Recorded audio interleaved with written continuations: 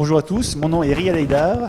C'est mon plaisir d'accueillir aujourd'hui Philippe Granger, que vous connaissez déjà, pour le premier séminaire du général du département de physique de 2015. Ce séminaire, comme les 10 autres, ou la dizaine qui sera programmée en 2015, est placé sous le thème de l'optique. Parce que vous le savez peut-être, mais 2015 a été proclamé par l'ONU Année internationale de la lumière. La cérémonie de lancement a eu lieu en janvier. Voilà, pourquoi 2015? Parce que 2015, on célèbre un certain nombre d'anniversaires. Donc, juste pour donner une illustration du nombre de découvertes qui ont été faites il y a 1000 ans, 200 ans, 150 ans, etc. Il y a 1000 ans, c'était le grand traité d'optique du savant perse Alhazen. Il y a 200 ans, le traité sur la diffraction d'Augustin Fresnel. 150 ans, James Clerk Maxwell. Il y a 100 ans, la théorie de la relativité d'Einstein. Il y a 50 ans, c'était la découverte des fibres optiques. Bon, bref, il y a plusieurs anniversaires dans 2015.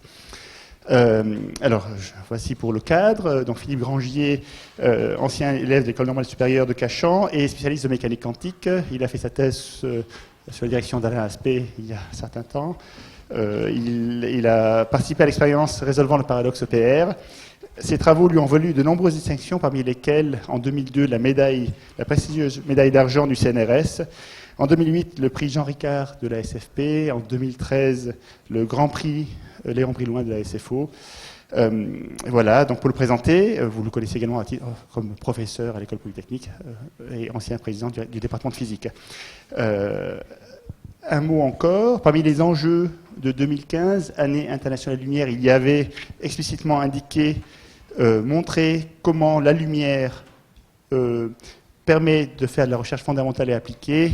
À cela, donc, notre ami Philippe Granger va, pour illustrer ce type de propriété, il va parler de communication quantique avec des états gaussiens et non gaussiens de la lumière. Voilà, donc Philippe Granger. Merci Riyad pour l'introduction et pour l'invitation. Donc c'est un plaisir de parler ici, surtout le premier séminaire de cette année. Donc le titre est un peu ésotérique. Je vais évidemment expliquer de quoi il s'agit, mais je peux vous le dire tout de suite. Il va s'agir essentiellement de jouer et d'exploiter avec les propriétés quantiques de la lumière, bien sûr. Et il va beaucoup être question de photons et de choses, d'objets quantiques, si vous voulez, plus complexes que des photons, mais qu'on peut maintenant produire et manipuler et éventuellement utiliser. Donc voilà le plan de l'exposé. Il y aura essentiellement 3 parties. D'abord, je vais essayer de vous expliquer ce que c'est que ces états gaussiens et non gaussiens de la lumière. Alors, si vous vous souvenez du cours de première année de mécanique quantique sur la quantification de l'oscillateur harmonique, c'est essentiellement ça. La théorie dont on va se servir, ce sera la quantification du champ électromagnétique. Vous savez qu'un mode unique du champ électromagnétique, c'est un oscillateur harmonique, que si on le quantifie, qu'on met des A et des A croix, on a une description quantique de la lumière, et c'est essentiellement de ça qu'on va se servir. Alors j'introduirai ce qu'on appelle les détections homodines, la tomographie quantique, et ça me permettra aussi de parler de ce qu'on appelle les fonctions de Wigner, qui sont les fameux objets qui sont gaussiens ou non gaussiens. Et ça me permettra aussi de vous parler d'objets qui ne sont pas de la biologie, mais bien de la physique, c'est-à-dire des chatons, des chats, sous-entendu de Schrödinger, bien sûr. Ensuite, je vous montrerai qu'est-ce qu'on peut faire avec ça, en particulier comment on peut utiliser ces notions pour faire de la cryptographie quantique, avec une méthode qui est un petit peu différente de la méthode conventionnelle que vous connaissez peut-être déjà, ce qu'on appelle BB84. Donc là, ce sera une autre méthode. Et puis finalement, d'états non gaussiens, qui sont une élaboration pour essayer de faire ce qu'on appelle des communications quantiques à grande distance. Donc, quand on parle de lumière quantique, tout le monde dit qu'est-ce que c'est la propriété quantique de la lumière? On répond, c'est les photons. Alors c'est vrai, disons c'est pas faux, mais c'est pas complet non plus. C'est-à-dire que, je vais essayer de vous montrer, les propriétés ondulatoires de la lumière sont largement tout aussi quantiques que ces propriétés discrètes, parce qu'il s'agit précisément d'oscillateurs harmoniques quantiques. Et si vous vous rappelez de la théorie élémentaire de l'oscillateur harmonique quantique, il y a bien des nombres de quanta, des nombres d'excitation, mais X et P, la position et l'impulsion, sont aussi des grandeurs extrêmement quantiques. Donc c'est avec ça qu'on va jouer, mais pour la lumière. Donc je commence par les photons. Donc si on sait très bien ce que c'est que des photons, c'est des petits grains de lumière. Quand on s'intéresse à décrire l'état d'un mode du champ, c'est-à-dire de ce qui caractérise un faisceau lumineux qui a une fréquence et une direction et une polarisation bien déterminées, on va s'intéresser au nombre de photons dans cet état, qui peut être éventuellement aléatoire. Et si on travaille mieux, c'est en fait la densité, ce qu'on appelle la matrice densité pour cet état du champ.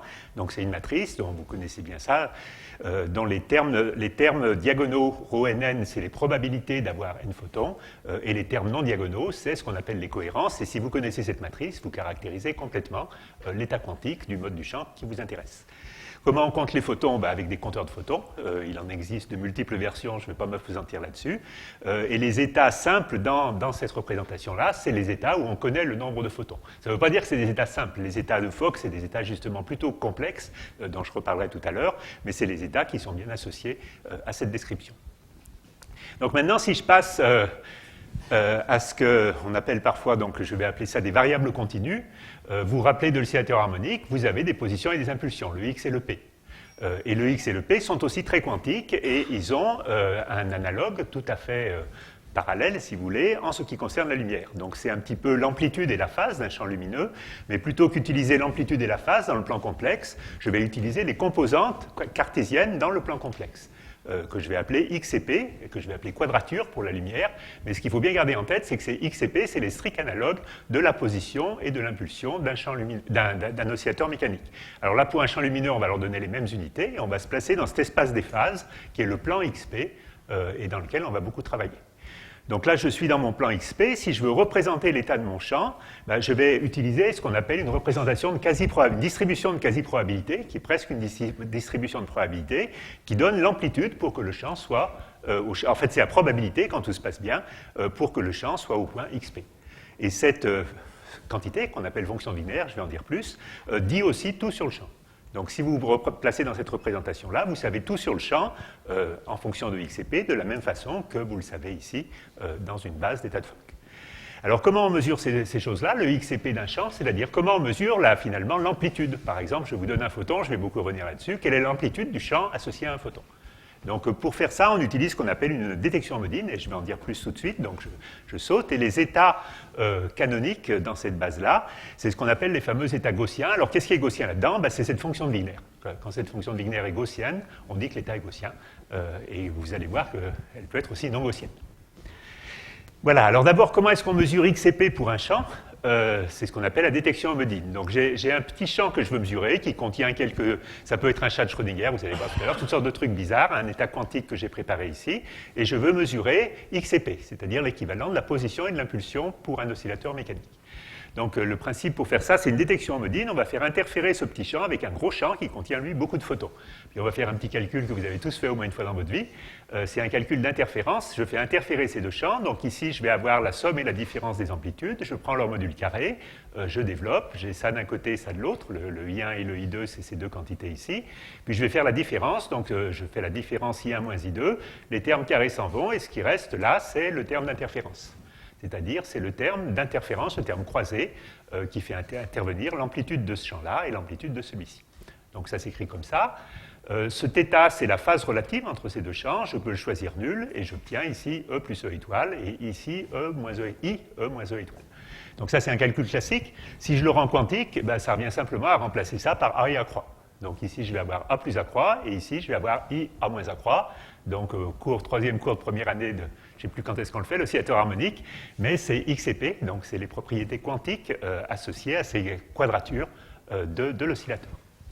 Donc ce que je vous dis finalement, c'est que si je fais cette opération, que c'est une impulsion lumineuse par exemple, je vais trouver ici un signal bruité, et sa valeur que j'obtiens, ce sera, suivant le choix de phase que j'ai fait, une mesure de l'amplitude du champ électromagnétique quantifié associé à ce champ signal. Voilà, donc c'est ça le truc. Alors évidemment, il ne commute pas, bien sûr, ça vous savez aussi. Donc le X et P ne commute pas, c'est IH bar pour un oscillateur mécanique. Pour un oscillateur lumineux, ce n'est pas IH bar, ça dépend des unités qu'on choisit, donc je l'appelle N0. Mais en tout cas, il y a une relation de Heisenberg qui dit que si je connais bien X, je ne pourrais pas connaître bien P. Et évidemment, c'est des mesures qu'on ne peut pas réaliser en même temps. Il faut choisir ici, en choisissant la phase, de mesurer soit X, soit P. Donc pour visualiser tout ça, c'est très pratique de faire ces petits dessins dans l'espace des phases. Donc j'ai mon plan XP, j'ai mon champ électrique qui a, ça c'est son amplitude, ça c'est sa phase. Et donc quand je vais mesurer une quantité, cette quantité de quadrature, je vais avoir ce θ qui est la phase relative entre le signal et l'oscillateur local, que je choisis en bougeant un miroir ici. Et donc, je vais trouver une valeur avec une certaine incertitude. Et il est extrêmement pratique d'utiliser cette fonction de Wigner. Donc, j'ai une troisième dimension. Ici, j'ai toujours mon plan XP. Et je rajoute cette chose qui est très proche d'une densité de probabilité dans le plan XP. Sauf que XCP ne commute pas. Donc, normalement, je n'ai pas le droit de faire ça. Ce n'est pas une vraie densité de probabilité, puisque c'est deux quantités que je ne peux pas connaître simultanément. Néanmoins, on le fait. Et on verra après ce que ça va donner. Donc, cette fonction est parfaitement définie. Ça, je vais vous donner son expression mathématique tout à l'heure. Ce n'est pas une vraie distribution de probabilité, mais par contre, je peux la projeter. C'est-à-dire, si je choisis une direction d'analyse, une certaine quadrature, je peux la projeter, par exemple, sur le plan X, et j'aurai une vraie distribution de probabilité, cette fois-ci, qui sera P de X. Je peux la projeter sur le plan P et j'aurai P de P. Je peux la projeter sur n'importe quel plan, j'aurai la distribution de probabilité correspondante. Donc c'est très pratique, c'est en ce sens-là que je vous dis, une fois qu'on connaît la fonction de Wigner, on connaît tout sur le champ. Alors c'est vrai aussi dans l'autre sens, si je mesure toutes ces coupes, eh bien je peux reconstruire la fonction de Wigner. Et c'est ça qu'on appelle tomographie quantique. Par analogie avec la tomographie médicale, si vous me coupez mon cerveau dans tous les sens avec un scanner, vous pouvez reconstruire une image tridimensionnelle. Là, c'est pareil, à partir de toutes les distributions de probabilité de toutes les quadratures, si on les connaît bien, on peut reconstruire cette quantité qui est donc une fonction de Wigner. Alors, on peut s'amuser à partir de là. Donc, je prends un seul photon. Vous savez, état de Fock, n égale 1. Et je demande, est-ce que je peux mesurer son amplitude et sa phase, son champ électrique, quoi. Quel est le champ électrique d'un seul photon? Alors bon, le champ électrique, je vous ai dit, l'amplitude et la phase, ce n'est pas très pratique, parce que ce n'est pas des bons opérateurs quantiques. Donc je prends à nouveau mes projections, mes quadratures. Donc je veux mesurer X et P pour un seul photon. Qu'est-ce que je vais trouver? Donc bon, c'est une petite analogie simple. Donc la question que je vous pose, j'ai un champ monomode, un seul photon dans ce mode, ou un état à n photons. Je vous demande la probabilité de trouver la valeur X. Ça fait une question un peu déroutante, mais maintenant je peux la transmettre sur ce que vous savez. C'est un oscillateur harmonique quantique. Les photons, c'est des quantas d'excitation. J'ai le nème état propre. Et ce que je vous demande, c'est la probabilité de trouver X si vous mesurez X pour cet oscillateur. Donc ça, tout le monde a appris que c'est le module carré de la fonction d'onde. Et la fonction d'onde, c'est la fonction de Hermite-Gauss qui est associée au nème état excité. Et ça, vous savez tous ce que c'est. Donc pour n égale 0 photons, c'est l'état fondamental de l'oscillateur harmonique. Pour n égale 1 photon, c'est ça, c'est une fonction de Hermite-Gauss avec un x, donc c'est 0 au milieu. Pour 2 photons, c'est ça, etc. Et je prends le module carré, donc j'ai ces distributions de probabilité. Donc là, ce que vous voyez, réinterprété comme ça, c'est la distribution de probabilité du champ d'un seul photon. D'accord? Tout le monde suit, sinon, sinon appelez au secours. C'est... D'accord? J'ai l'impression de voir un doute devant moi. Non? C'est quand tu as dit appeler au secours. Hein? Pardon? Un seul photon, quand il y a 0 photon.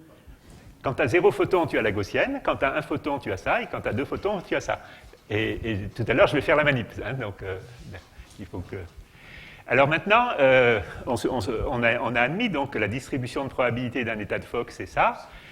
Donc ça veut dire que j'ai une ombre de ma fonction de Wigner qui est ça, qui vaut 0 au milieu. Donc, quelle est la fonction dont l'ombre peut avoir un 0 au milieu? Alors, l'ombre, ça veut dire que j'intègre simplement, suivant la direction perpendiculaire à ce plan. Alors, vous voyez bien que si je calcule une intégrale perpendiculaire à ce plan et que je veux que ça fasse 0 au milieu, si j'ai n'importe quelle bosse ici, ça ne peut pas marcher. Parce que la bosse, elle ne va pas faire 0 au milieu. Donc, que faire? Ben, il faut qu'il y ait une partie négative ici. Donc, si ma fonction de Wigner prend une valeur négative et que je la projette, je l'intègre suivant cette direction, eh bien, il va y avoir des murs ici, mais qui vont être supprimés par la partie négative, et je vais bien avoir un 0. D'accord? Donc, voilà ce que je prédis pour la fonction de Wigner d'un seul photon. Je vais vous faire le calcul tout à l'heure, si vous avez un doute. Donc, le point fondamental, c'est que donc, cette fonction-là, évidemment, elle n'est plus gaussienne du tout. Elle est non seulement non gaussienne, mais elle est négative. Donc, c'est cette distribution de quasi-probabilité qui va caractériser un seul photon. Et si je mesure X et P, comme je vous ai expliqué tout à l'heure, et je vais le faire tout à l'heure aussi, pour un seul photon, je dois trouver un truc comme ça, et ça me dit c'est bien un seul photon. Et c'est le trou au milieu, là, qui est vraiment caractéristique, en quelque sorte, et qui me dit que j'ai bien un seul photon, et c'est l'état n égale 1, un oscillateur harmonique. Alors, c'est même encore plus diabolique que ça, parce que les mathématiciens sont diaboliques, vous le savez tous. Et il y a un théorème qui s'appelle le théorème de Hudson-Piquet qui dit que pour un état pur du champ quantifié, les seules fonctions positives sont des gaussiennes. C'est radical comme théorème. C'est-à-dire une fonction de Wigner pour un seul mode, dans un état pur, c'est positif si et seulement si c'est gaussien. C'est marrant, hein, c'est un truc sur les fonctions analytiques. C'est pour ça qu'on parle d'état non gaussien. En fait, c'est plus ou moins équivalent, en tout cas c'est équivalent pour un état pur, à dire que la fonction de Wigner est négative. Dès qu'elle n'est pas gaussienne, elle est négative quelque part. C'est ce que dit ce théorème. Alors c'est pour des états purs. Alors vous vous souvenez, il y a des matrices densité aussi. Donc pour une matrice densité, c'est évidemment faux, parce qu'une distribution de probabilité qui a deux bosses peut être toujours positive. Mais ce n'est pas un état pur. Pour un état pur du champ, un état pur de l'oscillateur, un oscillateur harmonique quantique, à nouveau, les seuls états à fonction de Wigner toujours positive sont des gaussiennes. Ça se démontre, ça prend une page. Voilà, vous voulez la voir quand même, la fameuse fonction de Wigner. Donc ça, c'est Wigner hein, qui a introduit ça. C'est une distribution de quasi-probabilité. Alors je les appelle P et Q, là, pas X et P. Mais vous voyez que je prends un élément de matrice de ma matrice densité entre deux points différents et je calcule une espèce de transformée de Fourier. Donc ça, tout le monde sait faire. Donc Q et P, ici, c'est toujours mes deux mêmes quadratures qui ne commutent pas. Je mets une constante. Ici, pour un oscillateur harmonique classe habituel, N0 vaut H bar sur 2. Donc ici, ça fait simplement IH bar. Mais pour les champs, en général, on ne met pas IH bar, on met un truc. Souvent, on met 1, en fait. C'est plus pratique. Donc ça fait que si on met 1, ça veut dire que la variance dans le vide de X et de P vaut 1. Donc on dit qu'on normalise au bruit de photon. Bon, c'est comme ça. C'est du jargon. Donc maintenant, je veux calculer cette fonction de Wigner. Il me faut donc la fonction d'onde d'un seul photon. Le ρ, c'est simplement le projecteur sur l'état de Fock n égale 1. J'ai écrit ce truc-là. Ça, vous le connaissez tous. C'est à nouveau Hermite-Gauss avec un Q ici. Donc c'est ça qui annule au milieu. Hein. Et puis, donc, je reporte là-dedans. C'est une transformée de Fourier. Je calcule la transformée de Fourier. Et voilà l'expression analytique de ma fonction de Wigner. Et vous voyez bien que si R égale 0, R c'est Q2 plus P2, c'est-à-dire au milieu, ça vaut 1, ça vaut 0, donc ça fait moins 1 sur 2 pi n0, donc c'est bien négatif. Donc l'espèce de volcan avec un trou au milieu, là, c'est ça sa forme analytique. Alors pour n'importe quel état du champ, bien sûr, on sait calculer ces trucs-là, et on se retrouve avec un zoo d'états rigolos. Les états les plus simples, c'est les états gaussiens, comme je l'ai dit. Donc le vide, pas de photons, c'est gaussien. Donc voilà le vide. Si je translate le vide, j'obtiens ce qu'on appelle, si je le déplace dans le plan complexe, je translate dans le plan complexe, j'obtiens ce qu'on appelle un état cohérent, c'est le champ d'un laser.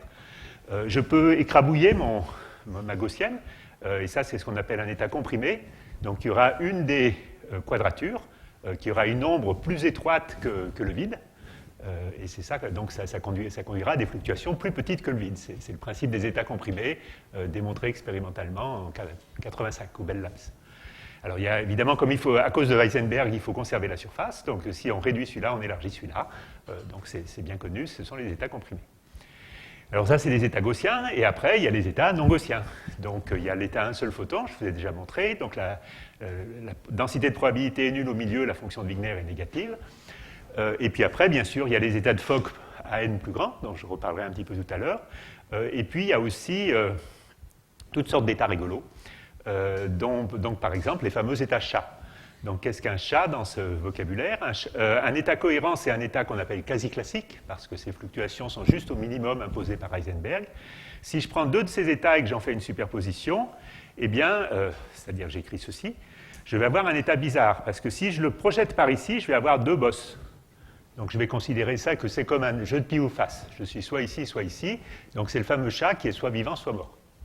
Maintenant, si je projette dans ce sens-là, c'est beaucoup plus dramatique parce qu'il y a ces espèces d'oscillations au milieu qui s'annulent de ce côté-là, mais qui ne s'annulent plus du tout ici et qui font apparaître des oscillations. Et ces oscillations, c'est une sorte de preuve expérimentale que le chat est à la fois vivant et mort.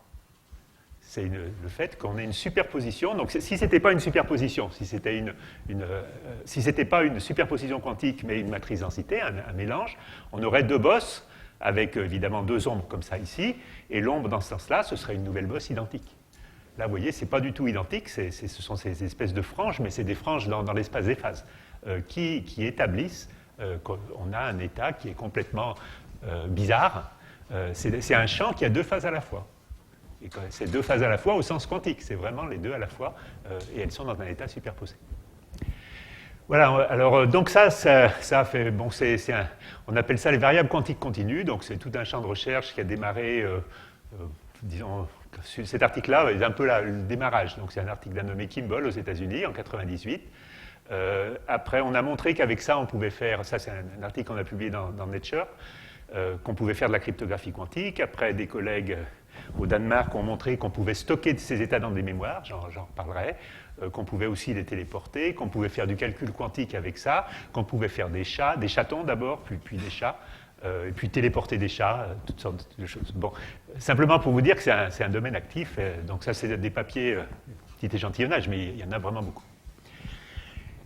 Voilà, donc vous allez dire, ok, voilà, c'était un petit exercice théorique sur l'oscillateur harmonique, mais ce que je vais vous montrer, c'est que ces états sont en fait relativement simples à fabriquer. Alors, comment on les fabrique? Donc, on va faire de l'optique non linéaire. Maintenant, on prend un laser femtoseconde. Alors là, il y a plein de connaisseurs. Donc, je prends un laser femtoseconde qui est un laser qu'on appelle cavity dumped, c'est-à-dire, en fait, on extrait une impulsion sur 100 pour avoir une énergie par impulsion qui ne soit pas ridicule. Ensuite, on va doubler, c'est des impulsions femto. On la double en fréquence, on a un laser bleu, on a des impulsions bleues maintenant, et puis on envoie ça sur un deuxième cristal qui est un générateur paramétrique. Et vous savez qu'un générateur paramétrique, ça coupe les photons bleus en 2 photons rouges à nouveau, et on recrée ici des paires de photons rouges. D'accord? Chaque fois que je coupe un photon bleu, j'ai un photon ici, un photon là. Maintenant, de ce côté-ci, je vais mettre un compteur. Comme ce truc-là produit des paires de photons, il les produit toujours ensemble, si j'ai un clic ici, ça veut dire que je suis sûr d'avoir un photon là. Donc de manière conditionnelle au clic ici, alors si j'ai un clic, c'est un photon, si j'ai 2 clics, c'est 2 photons, je vais préparer ici un état avec un nombre de photons parfaitement connu.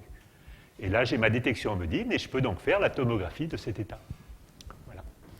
Donc ce que je prétends, c'est qu'ici, je prépare un seul photon, je le mesure par une détection en Modine, donc je vais avoir la distribution de probabilité de son champ.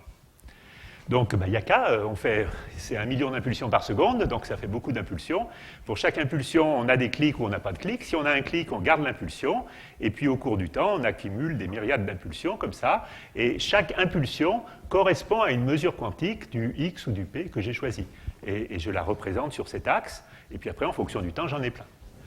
Ce que je veux, c'est une distribution de probabilité, donc je fais un histogramme, je fais une tranche ici, je compte combien de points j'ai dans ma tranche, je reporte ici, et j'ai une distribution de probabilité qui correspond à nouveau à la mesure quantique du x que j'ai choisi. Donc cette courbe est un peu bizarre, donc pour qu'elle soit plus jolie, je la redresse, et j'obtiens la distribution de probabilité du x que j'ai mesuré. Alors ça, en fait, c'est un seul photon. Alors vous voyez, il a un beau trou au milieu, alors ce trou ne descend pas à 0. Pourquoi il ne descend pas à 0? Parce qu'en fait, je peux manquer mon photon. Si je manque mon photon, j'ai du vide à la place de mon photon, et le vide, lui, c'est une gaussienne. Donc c'est d'une certaine façon un peu un mélange statistique entre un photon et du vide, mais avec une grosse partie d'un photon, je redonnerai des exemples tout à l'heure, qui fait qu'ici, on a un beau trou. Donc on peut... Donc, ces états qu'on produit ici, c'est ce qu'on appelle des faisceaux jumeaux. Il y a toujours le même nombre de photons. Donc, si j'ai un photon ici, j'en ai un là. Si j'en ai 2 là, j'en ai 2 là. C'est un état qui ressemble à ça. Et donc, suivant le nombre de clics que j'ai ici, si j'en ai 0, je m'attends à avoir une gaussienne. Si j'ai un clic, je m'attends à avoir ce que je vous ai montré. Si j'ai 2 clics, ça devrait être quelque chose comme ça. Donc, quand on fait l'expérience, on trouve ça. Donc, le 1, vous voyez, il est un petit peu comblé parce qu'il est un peu mélangé avec le 0, en fait. Le 2 est encore plus comblé, mais il a visiblement un air de famille avec celui-ci, sachant que c'est une espèce de moyenne de tout ça, si vous voulez. Mais cet état-là est très, très violemment non classique. Et ça, à nouveau, c'est la distribution du champ d'un état à 2 photons. Donc, je peux calculer les fonctions de Wigner. Pour le n égale 2, par exemple, il y a cette double oscillation. C'est négatif avec une double oscillation au milieu, qui correspond à ce petit bip ici. Et le petit bip est vraiment très quantique. Donc, il faut se donner du mal, si vous voulez, pour avoir ces états.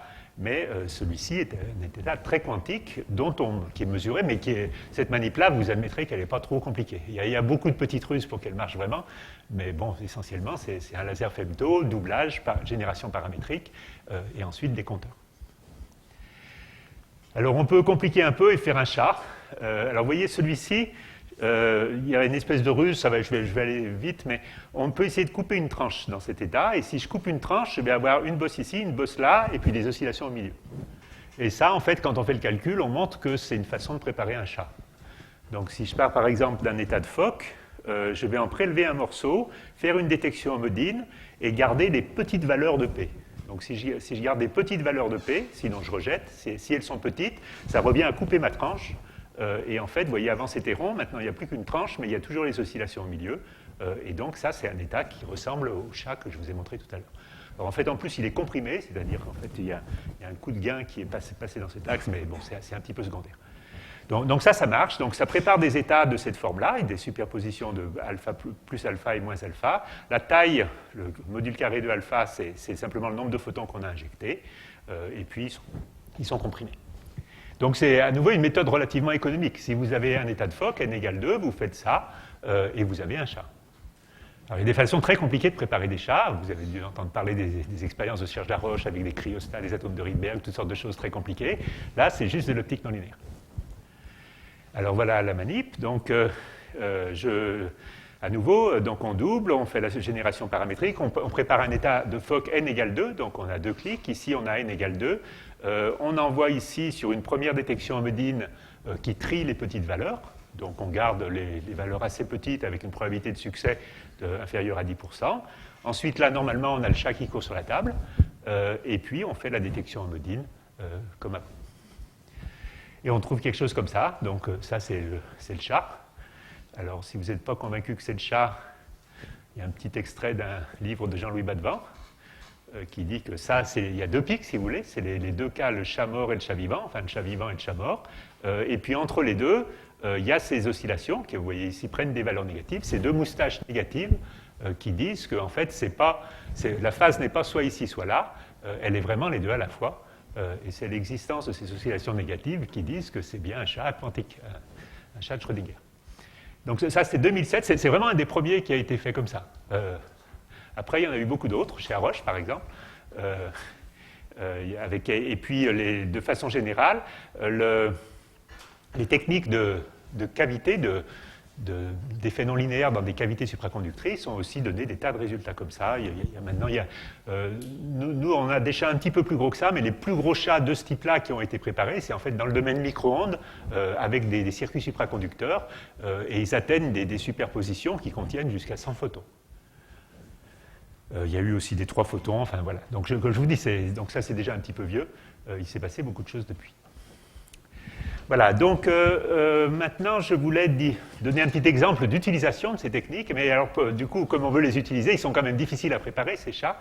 Je vais parler de cryptographie quantique, mais je vais revenir à des états gaussiens, comme je vais vous l'expliquer. Donc cryptographie quantique, je pense que vous connaissez l'idée, vous avez Alice, Bob, qui veulent parler de manière confidentielle, et ils vont faire ça en échangeant ce qu'on appelle une clé secrète, c'est un ensemble de bits aléatoires qui ne sont connus que d'eux, et une fois qu'ils auront cette clé secrète, ils pourront crypter les messages. Alors, généralement, c'est fait avec des photons uniques, mais non, pas forcément. Justement, l'idée qu'on a introduite, c'est que dès qu'on a 2 opérateurs quantiques qui ne commutent pas avec des relations de Heisenberg, on a en principe les ingrédients qu'il faut pour faire de la cryptographie quantique. Donc, on peut faire de la cryptographie quantique à variable continue, en utilisant XCP, et en envoyant non pas des petits photons uniques, pas des photons uniques, mais simplement des petites impulsions.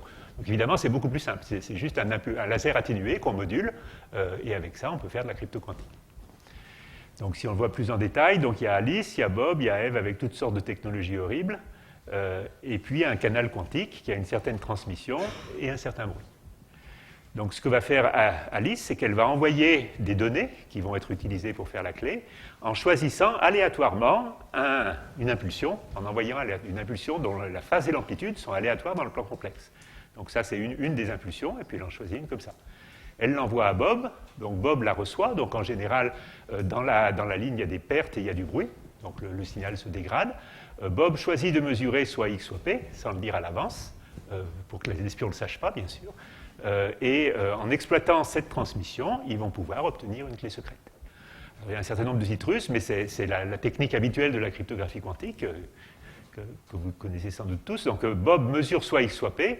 Il ne dit pas à l'avance ce qu'il va mesurer. Il enregistre la mesure, mais une fois qu'il a fait sa mesure, il annonce ce qu'il a mesuré à Alice. Alice, elle connaît le X qu'elle a envoyé. Bob connaît le X qu'il a reçu. Et donc, ils ont échangé de l'information qui va être utilisée pour faire la clé. Et si Eve essaye d'intercepter cette information, elle va créer du bruit sur la transmission. Et c'est ça qui va, à cause de Heisenberg, qui va garantir la sécurité. Je vais en dire un peu plus tout à l'heure. Alors, c'est des données continues, hein, puisque c'est des X et des P. On veut des bits à la fin, donc on numérise. On a une certaine distribution de probabilité, des grandeurs reçues. Donc, on a une valeur de X, donc on peut prendre son signe, disons, ça fait 1 bit. Après, on peut couper en 4, ça va faire 1 bit de plus, et puis on peut couper de morceaux de plus en plus petits, pour avoir de plus en plus de bits. Alors, on ne peut pas aller très loin comme ça, parce que si on coupe trop serré, ce sera essentiellement toujours faux. Il y aura beaucoup d'erreurs. Et la question qu'on peut se poser, c'est combien de bits peut-on transmettre dans une impulsion? Alors ça, je vais te donner la formule après. C'est Shannon qui a trouvé ça il y a très longtemps. On sait quelle quantité d'informations on peut transmettre dans une impulsion qui a une modulation comme ça gaussienne aléatoire. Alors une fois qu'on fait ça, donc on a des erreurs, il faut corriger ces erreurs. Il y a des codes correcteurs assez sophistiqués qu'on appelle LDPC. Et puis à la fin, donc on a Alice et Bob ont échangé de l'information. Je vais redonner la formule tout de suite.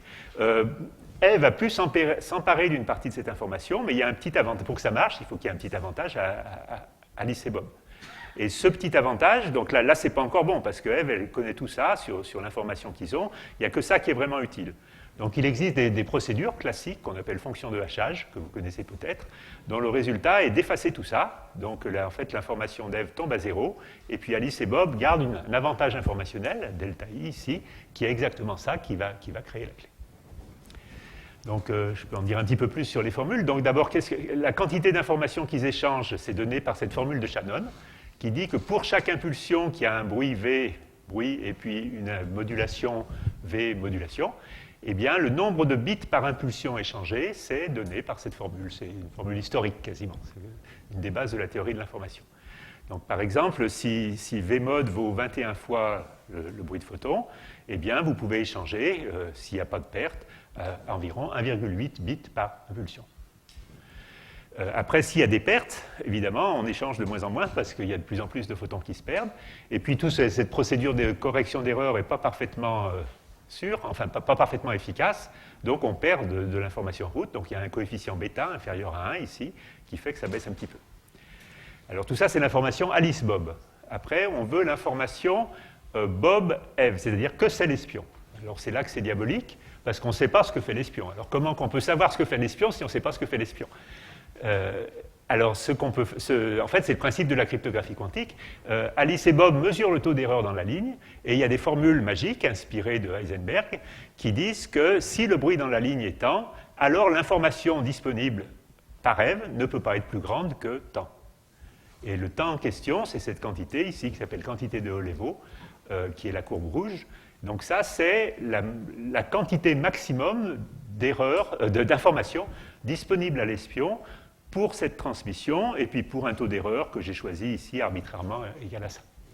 Mais Alice et Bob peuvent mesurer la transmission de la ligne, peuvent mesurer le taux d'erreur, et à partir de ça, ils ont une borne sur ce que fait l'espion, quoi que fasse l'espion. Il peut avoir un ordinateur quantique s'il veut, il ne pourra pas avoir plus que ça. Et la clé secrète, c'est juste la différence entre les deux, c'est-à-dire ça moins ça. Ce que j'ai déjà dit, c'est la taille de la clé secrète, et c'est le truc rouge ici.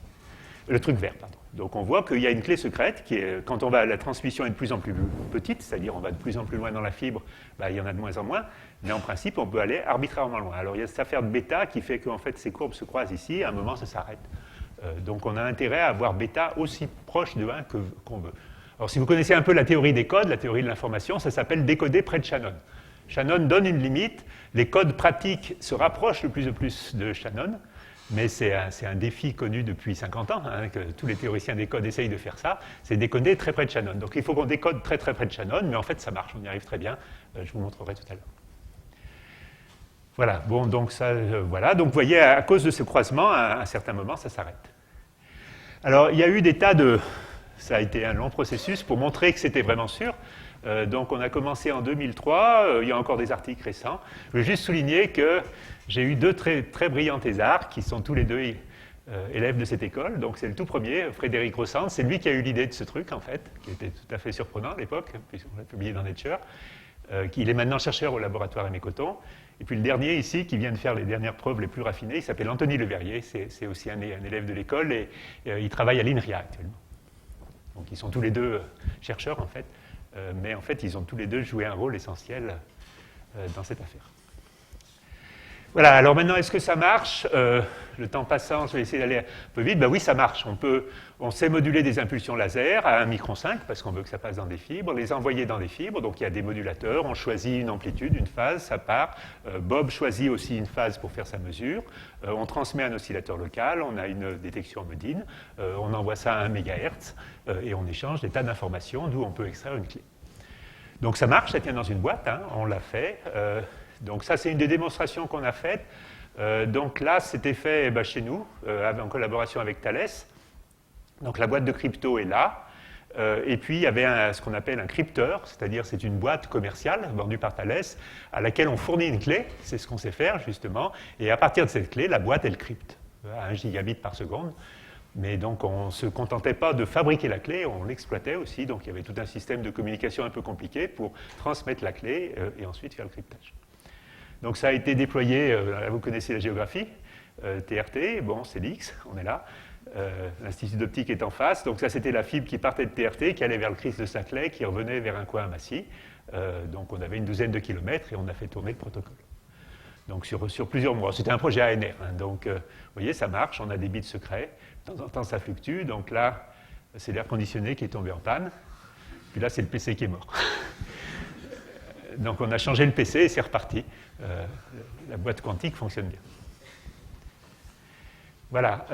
Donc il y avait une petite compagnie qui vend ça. Donc ils ont beaucoup travaillé sur les codes. Donc ça fonctionne bien jusqu'à 80 km. Et vous voyez, donc c'est le fameux bêta. Là, donc en se bagarrant avec le bêta, la distance de distribution efficace est de plus en plus grande. Et voilà l'engin. Alors, ce qui est marrant aussi, c'est le hacking. Donc maintenant, comme la cryptographie quantique commence à marcher, forcément, ça stimule des hackers. Il y a des gens qui veulent... Alors, les preuves sont extrêmement sûres, aussi sûres que la physique quantique. Par contre, si vous y prenez mal dans la réalisation, les hackers hackent. Donc, il y a quelqu'un de très connu qui s'appelle Vadim Makarov, c'est lui, qui est un hacker quantique. Donc, vous voyez, il a les symboles appropriés. Et ça, c'est un compteur de photons traité par Vadim, donc, ils ont par exemple réussi à casser des systèmes commerciaux de crypto quantique avec des compteurs de photons, simplement parce que c'est en manipulant les compteurs de photons à distance. Et donc, il y a des trucs comme ça, c'est complètement classique, c'est de la bidouille, mais il faut bien comprendre qu'une preuve de sécurité ne vaut que si ces hypothèses sont respectées. Si la boîte est mal construite, eh ben, ça ne marchera pas. Donc, ils ont essayé d'attaquer notre système de crypto quantique et pour l'instant, ils n'y sont pas arrivés. Donc, on est plutôt content. Parce que précisément, on évite les compteurs de photons, c'est ça le gros avantage de notre système. Les photodiodes, c'est simplement des photodiodes ordinaires, et des photodiodes ordinaires sont beaucoup plus difficiles à manipuler que des compteurs. Donc pour l'instant, on a essayé, mais on a fait... c'est un hacker, honnête. C'est-à-dire, il travaille en collaboration avec les gens qui hackent, et généralement, à la fin, ça se termine par un article commun, bien sûr. Voilà, donc, continuons. Donc ça, c'est l'état un peu ce qui se passe en cryptographie quantique actuellement. Vous pouvez acheter des dispositifs et les distances maximum d'utilisation, quelle que soit la technologie d'ailleurs, ne dépassent pas une centaine de kilomètres parce que le taux de bits secrets descend et puis si on a un bit par heure, c'est plus intéressant du tout. Donc pour maintenir des taux décents, des taux acceptables, on peut aller à peu près jusqu'à 100 km. Donc bien sûr, on voudrait aller plus loin. Donc si on va plus loin, ce qu'on fait en télécommunication quantique, si on envoie par exemple un bit comme ça, ou un signal classique, on le réamplifierait. Mais l'ennui, c'est que les amplificateurs conventionnels, les amplificateurs à fibres par exemple, introduisent du bruit, et rapidement, il y a tellement de bruit que le secret est complètement perdu. C'est-à-dire le delta I devient un change de signe, il y a trop de bruit, et donc il n'y a plus de clé. Donc ça s'arrête. Donc on voudrait faire mieux, donc ça s'appelle le principe des répéteurs quantiques. Alors là, je vais aller à toute vitesse, croyez-moi. On utilise l'intrication, le fait qu'on peut fabriquer des états intriqués, et on va essayer d'intriquer des mémoires à grande distance. Donc chaque boîte est une mémoire quantique qui peut stocker des états quantiques.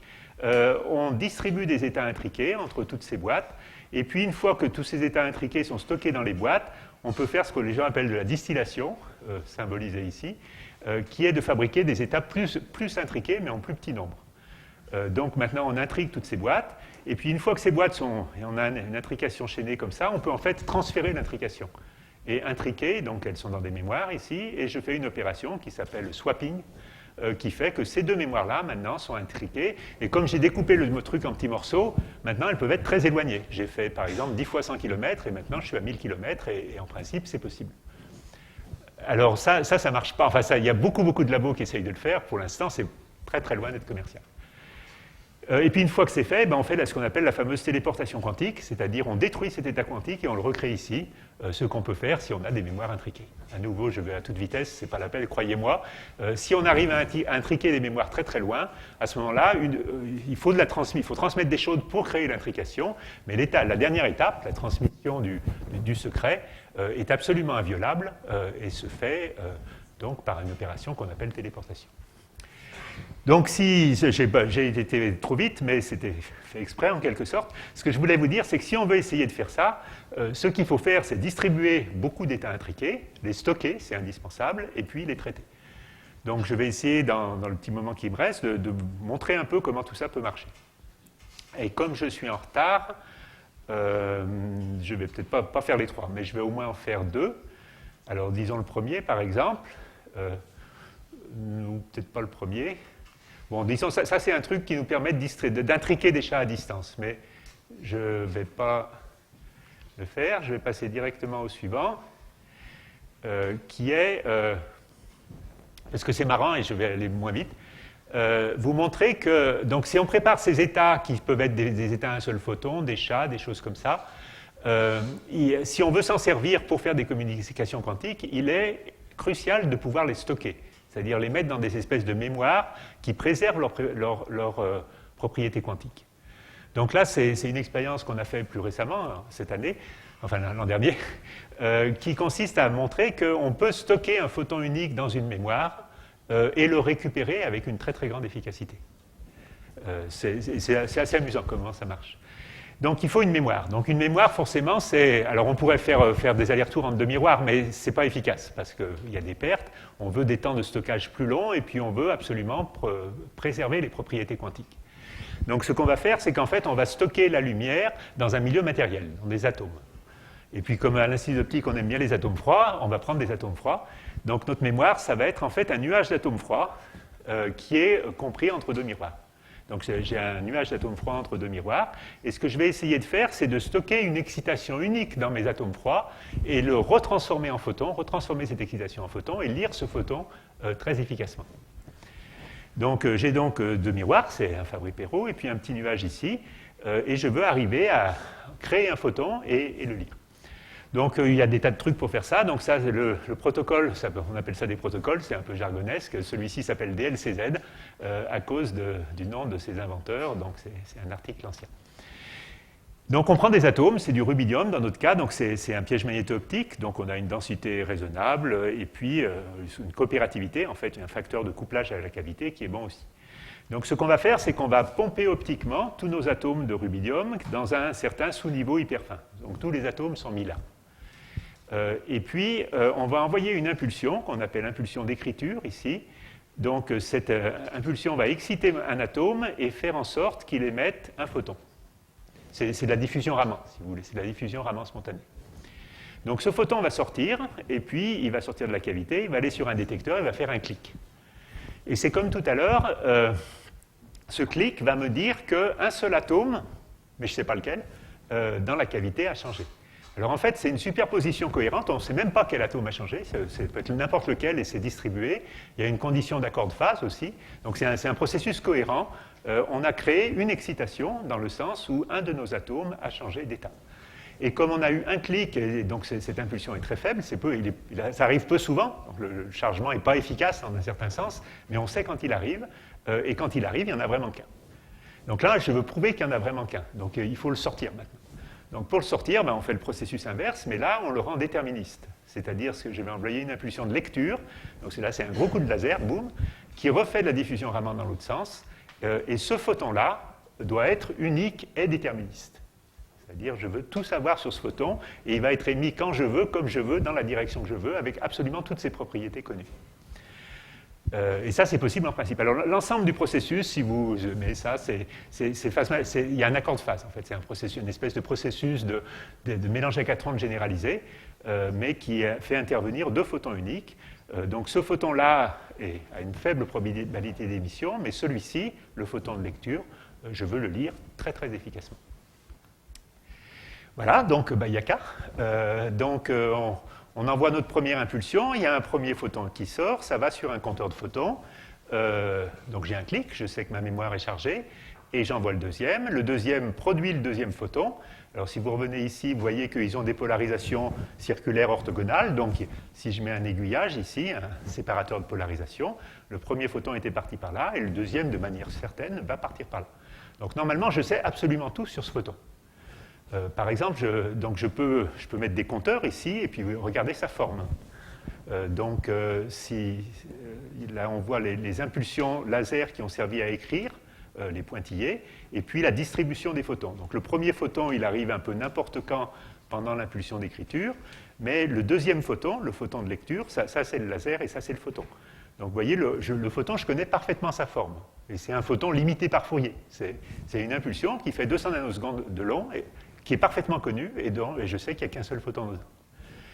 Et vous voyez qu'il sort essentiellement sur le front montant de l'impulsion, parce que cette impulsion elle a l'air toute petite là, mais en fait c'est beaucoup de photons par rapport à celle-là qui n'en contient qu'un, mais je, en quelque sorte, pousse le photon en dehors de la cavité, et il sort au début de l'impulsion. À la fin de l'impulsion ne sert plus à rien, parce que le photon est déjà parti.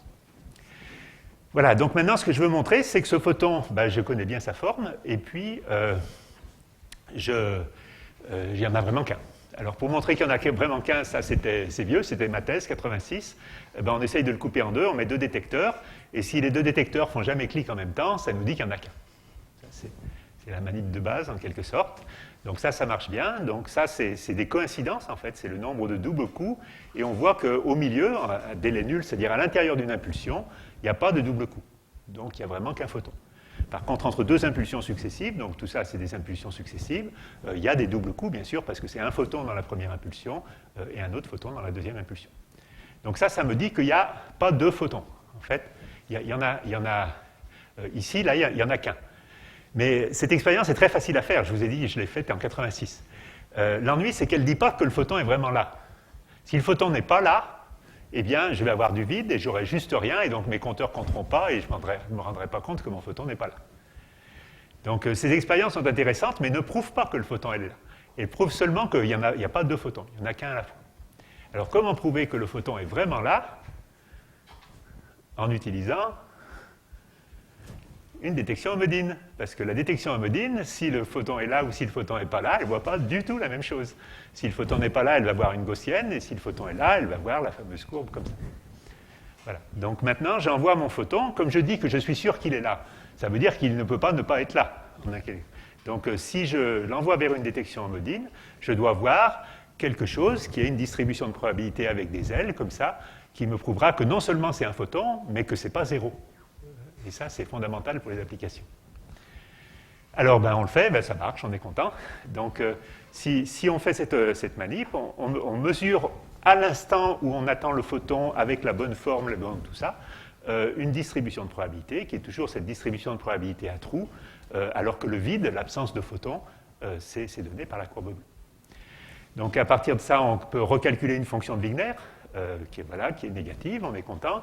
Alors, comme d'habitude, c'est un mélange avec du vide, c'est-à-dire de temps en temps on perd le photon, mais là, souvent, donc l'efficacité globale c'est 57%, souvent on le perd de manière idiote, c'est-à-dire en fait on le perd dans le détecteur.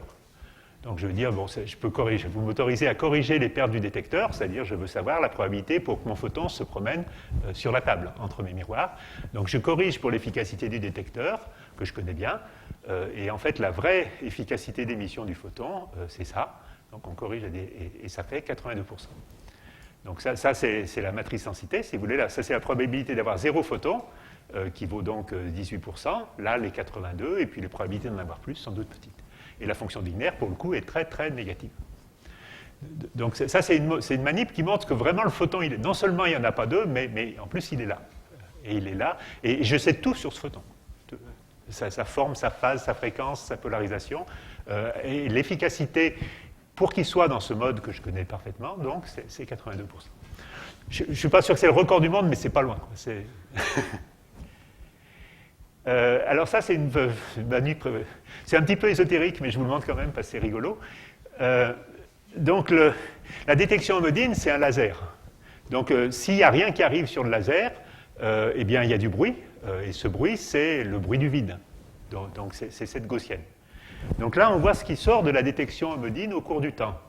Et il y a beaucoup de traces qui sont toutes mises sur le même graphe, et puis on fait une espèce de courbe de niveau. Donc vous voyez que ça c'est l'amplitude de x, c'est centré sur 0, et si je fais une coupe à cet endroit-là, eh bien j'ai ma gaussienne, bien sûr. Et puis là, c'est le moment où arrive mon photon. Donc il y a plein de courbes, mais au moment où arrive le photon, ce que je sais, c'est que la probabilité de trouver 0, qui était initialement maximum, elle devient au contraire minimum. Et c'est le trou qu'on voit ici. Donc on voit passer le photon, mais pas comme un clic, comme un espèce de paquet de bruit. Voilà, un blink, un pchit, je ne sais pas. Je ne sais pas comment l'appeler. Mais en tout cas, vous voyez un signal qui apparaît de manière transitoire, qui est le photon qui passe, mais qui ne se manifeste pas sous forme d'un clic, parce que ce n'est pas un compteur. Il se manifeste comme une espèce de paquet de bruit qui a une densité de probabilité qu'on connaît bien. Voilà, donc je pense que vous n'avez jamais vu un photon comme ça. Mais voilà. Alors bon, en plus c'est une mémoire, je vous ai dit, donc le photon il est stocké, donc on peut attendre un certain temps avant de l'extraire. Si on attend trop, les atomes bougent et en fait ça efface la mémoire. Le temps de mémoire n'est pas phénoménal, c'est de l'ordre de la microseconde, et il est relié à la température des atomes. Ça, c'est une courbe théorique qui marche très bien, simplement parce que les atomes ne sont pas ultra froids, ils sont froids, ça bouge un peu et ça détruit l'accord de phase, et donc si on attend trop, on ne peut plus récupérer notre photon. Enfin, donc au début, on part à 80%, et puis on tient, donc la mémoire fonctionne pendant quelques centaines de nanosecondes. Voilà. Alors, pourquoi 82% et pas 100%? Alors ça, c'est... Voilà, il n'y a pas de gros défauts. Il n'y a que des petits défauts, mais il y en a plein. Et voilà. Si on multiplie plein de petits défauts entre eux, on obtient ce qui se passe à la fin. Alors évidemment, le thésard s'est beaucoup battu. On s'est battu beaucoup pour essayer de gagner sur tous ces trucs, mais comme vous voyez, comme ils sont tous déjà très proches de 1, il n'y avait pas vraiment de points faciles à améliorer qui aurait permis d'augmenter ça. Mais après, c'est technologique. Après, dans le papier, on dit « Oh, c'est technologique, en bossant plus, on y arrivera ». En fait, on a bossé beaucoup et on est arrivé à ça, et c'est pas facile d'arriver à mieux. Voilà, donc encore, oui, quelques minutes, juste, c'est presque un dernier transparent. Il faut donc les intriquer, les stocker et puis les traiter. Donc idéalement, quand on a des photons uniques, on aimerait bien que deux photons uniques interagissent entre eux pour faire une opération logique. Une porte logique, par exemple. Donc ça, c'est un rêve qui traverse l'optique depuis la nuit des temps. Quand j'étais tout petit thésard, c'était qui Hellwarth, ou bien des gens comme ça. Les inventeurs de la bicelle, Gibbs aussi, qui nous disaient « Ah, si on pouvait faire interagir des photons ». Bon, donc c'est beaucoup d'années après, on ne sait toujours pas vraiment faire interagir des photons, mais en fait, on s'approche beaucoup. Hein, il y a de plus en plus de manips qui commencent à marcher. Donc l'idée, ce serait par exemple ici, je prends deux photons, je les fais interagir dans un milieu, et puis ce milieu est tellement non linéaire que je peux faire de l'effet écart croisé entre deux photons uniques. Alors si je fais ça, c'est très bien, parce que si mes photons codent des bits, eh ben, je fais ce qu'on appelle une porte contrôle phase. Donc je peux faire en fait de la logique avec des photons individuels. Si on arrivait à faire ça bien, ce serait le rêve. On pourrait faire de toutes sortes de choses extraordinaires en communication quantique. Donc ça, c'est de l'effet équerre croisé. L'effet équerre pas croisé est tout aussi extraordinaire. Si je prends un état cohérent ici avec de l'effet équerre pas croisé, donc qu'est-ce que c'est de l'effet équerre pas croisé? Ben, je change mon état de Fock en état de Fock déphasé avec un déphasage non linéaire ici. Si le fameux phi est proche de pi, l'état cohérent se transforme spontanément en chat. C'est un petit calcul marrant qu'on avait donné autrefois en examen aux polytechniciens. Donc c'est un papier de 86. L'effet équerre agissant sur un état de cohérent le transforme tout seul de manière déterministe en chat. Alors évidemment, il faut pi par photon, et un photon c'est 0,1 nanojoule. Donc c'est pas beaucoup d'énergie pour créer un déphasage de pi. Alors quand même, beaucoup de gens essayent, donc il y a des tas de façons de le faire. Il y a des façons induites, disons conditionnelles, dont j'ai parlé avant. C'est un peu un des enjeux actuels de l'électrodynamique quantique en cavité. Il y a d'autres méthodes, donc nous on s'est lancé dans un autre truc. Donc l'idée, ce serait d'utiliser des atomes de Rydberg, c'est presque mon dernier transparent. Donc les photons que je veux faire interagir, comme ils n'interagissent pas, hein, les équations de Maxwell à ce niveau-là c'est linéaire, je vais stocker ces deux photons comme tout à l'heure dans ma mémoire, mais cette fois-ci dans des états très excités, des états atomiques très excités là-haut. Et si j'en ai deux dans la même vapeur, ces états, eux, interagissent, parce qu'ils ont des dipôles énormes. Donc je peux créer une interaction entre mes atomes qui sont en fait les éléments de la mémoire. Et puis, à ce moment-là, je crée mon déphasage de pi. Et puis, je lis ma mémoire, j'extrais mes photons. Et là, les photons gardent trace de cette interaction et en principe peuvent acquérir un déphasage très très grand.